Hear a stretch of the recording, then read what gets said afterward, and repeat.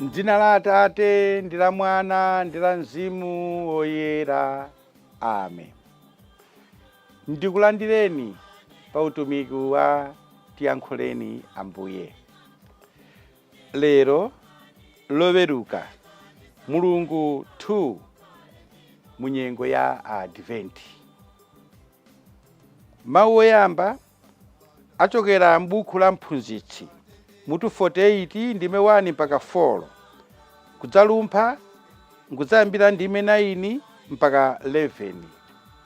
Amene akutiwerengera mawu oyamba ndi Triza Chikafa kuchokera ku St. John's Girls Secondary School mu Diocese ya Mangochi. Salimo yathu ichokera pa Salimo 80 ndime 2 mpaka 3, nkudzalumpha kufika ndime 15 mpaka 16, nkudzalumpha kufika ndime 18 mpaka 19.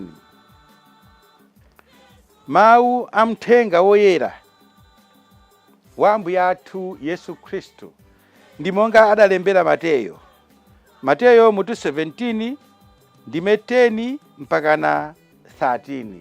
Amene akutiwerengera mawu amthenga woyera komanso kutikewera mawu ndi Reverend Father Joseph Kimo, a director a Radio Maria Malawi. Mawu oyamba. Mawu a m'buku la Mphunzitsi. Pambuyo pake padabwera Eliya, mneneri wonga moto. Mawu ake angawala ngati sakali, adadzetsa njala pa anthu. Motero anthu ambiri adafa chifukwa cha changu chake. Potsata mawu a Ambuye adatseka ndipo adatsitsa moto katatu. Iwe Eliya, ntchito zako zinali zozizwitsa kwa basi. Ndani angathe kunyadira ntchito zotere? Udatengedwa kupita kumwamba ndi kamvuluvulu wa moto, galeta lokokedwa ndi akavalo a moto. Zinalembedwa kuti uzabwera pa nthawi yake, uzaziziritsa mkwiyo wa Mulungu. Ukali wake usanabuke, udayanjanitsa bambo ndi mwana ndi kukhazikisanso mafuko a Yakobe. Ngodala amene adzakuona, ndiponso amene adafa ali ndi chikondi. Ndithudi ifenso tidzakhala ndi moyo. Mawu a Ambuye. Ambuye akhale nanu. Mawu amthenga woyera monga adalembera Mateyo. Ulemu kwa inu Ambuye. Mateyo mutu 17 ndime 10 mpaka na 13. Pa nthawi yomweyo ophunzira aja adamufunsa kuti, nanga bwanji aphunzitsi amalamulo amati Eliya adzayenera kuyamba wabwera? Yesu adati, inde, Eliya ayambadi wabwera nkuzakonzanso zonse. Koma ndikunenetsa kuti Eliya adabwera kale, ndipo anthu sadanzindikire, koma adanchita zonse zimene iwo ankafuna. Chonchonso Mwana wa Munthu azazunzidwa ndi anthuwo. Pamenepo ophunzira aja adazindikira kuti ankawauza za Yohane M'batizi. Mthenga wa Ambuye.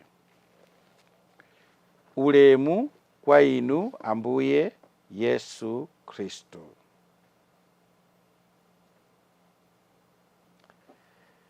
Abale ndi alongo okondedwa mwa Ambuye. Mawu oyamba ochokera m'buku la Mphunzitsi. Mphunzitsi akuchita ngati kutikumbutsa kapena kuwakumbutsa ana a Israeli za ukulu ndiponso kutchuka kumene mneneri Eliya anali nako. Mwachidule ana a Israeli amamona Eliya ngati modelo ya aneneri onse, ngati mfumu ya aneneri onse. N'chifukwa chake Uthenga Wabwino timamva kuti pamene Ambuye Yesu anasandulika, anasinthika maonekedwe ake pa phiri lija, mbali ina kunali Eliya kuyimirira aneneri onse, mbali ina kunali Mose kuyimirira malamulo, mabuku a malamulo, Tora, mabuku asanu. Tsono Eliya anali ngati manthu wa aneneri. Ndiye mphunzitsi akuwakumbutsa ana a Israeli za Eliya ameneyu. Tiwerenge, pambuyo pake padabwera Eliya mneneri wonga moto. Muonetu kutchuka kwake, mneneri wonga moto.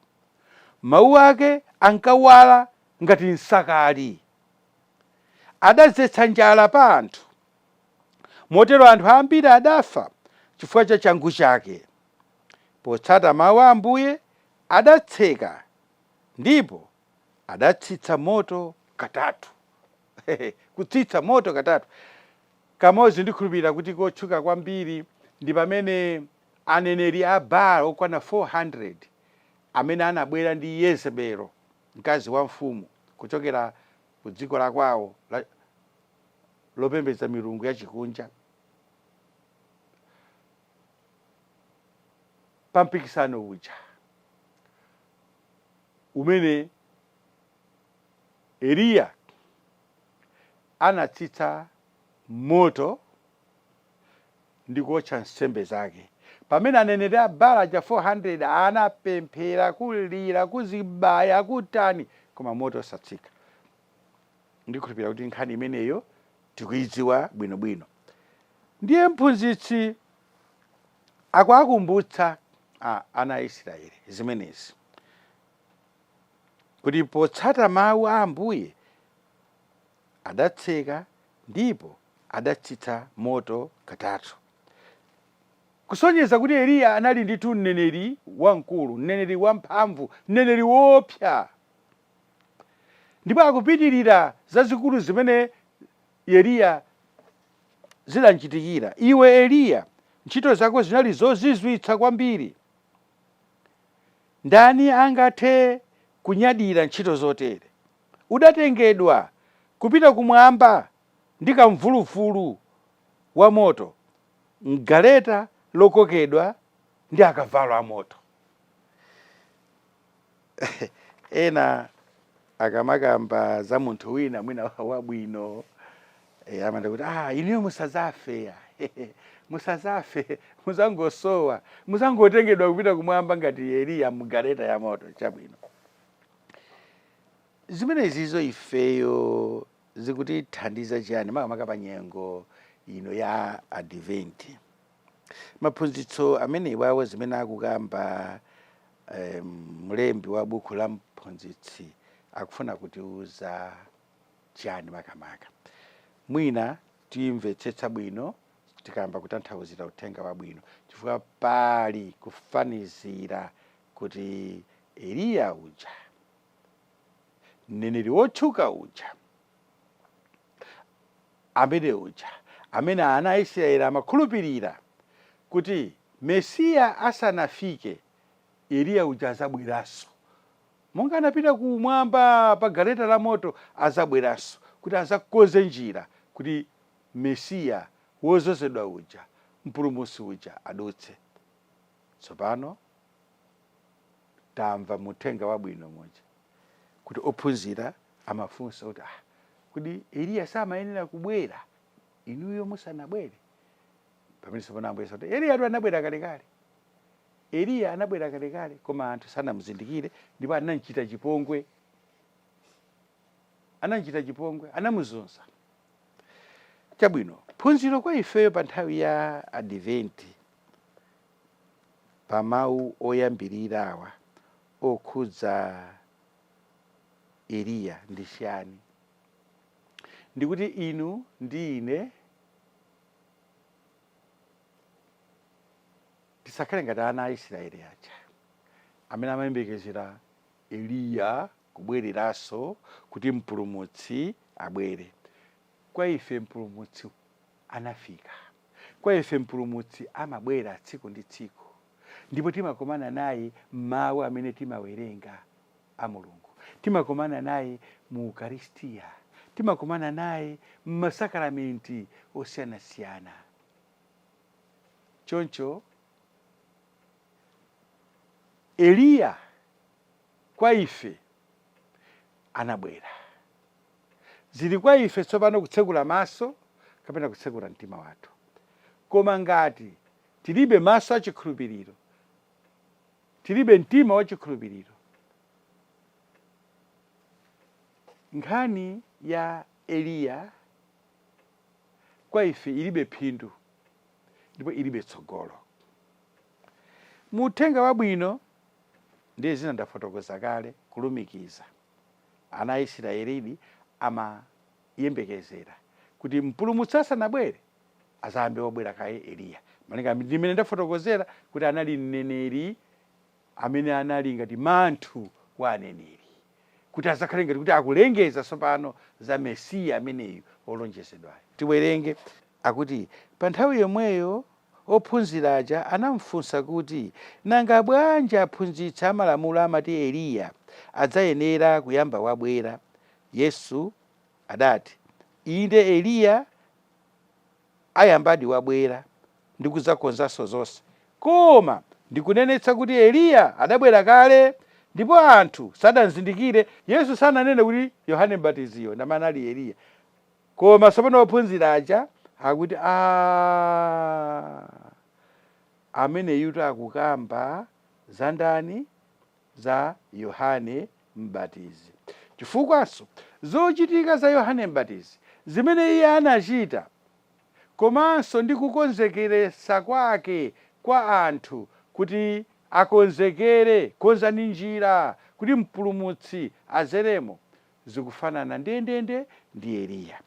Ndiye ifeyo nthawi ya Advent ino tiyeni tikhale tcheru, timvetsere mawu amene akuwerengedwa aneneri osiyanasiyana, ochokera mauko osiyanasiyana, onsewo akutikonzekeretsa ifeyo mitima yathu kuti timulandire bwino Ambuye Yesu pa Krismasi. Ndiye zili ndi inu, zili ndi ine, kutsekula mitima yathu kuti timulandire kapena kumukana. Amen. Lekani kutita mata mwasani mitima yathu hawe Afrika Ambuye Yesu akukwela lekani lekani sakwa ipa mukale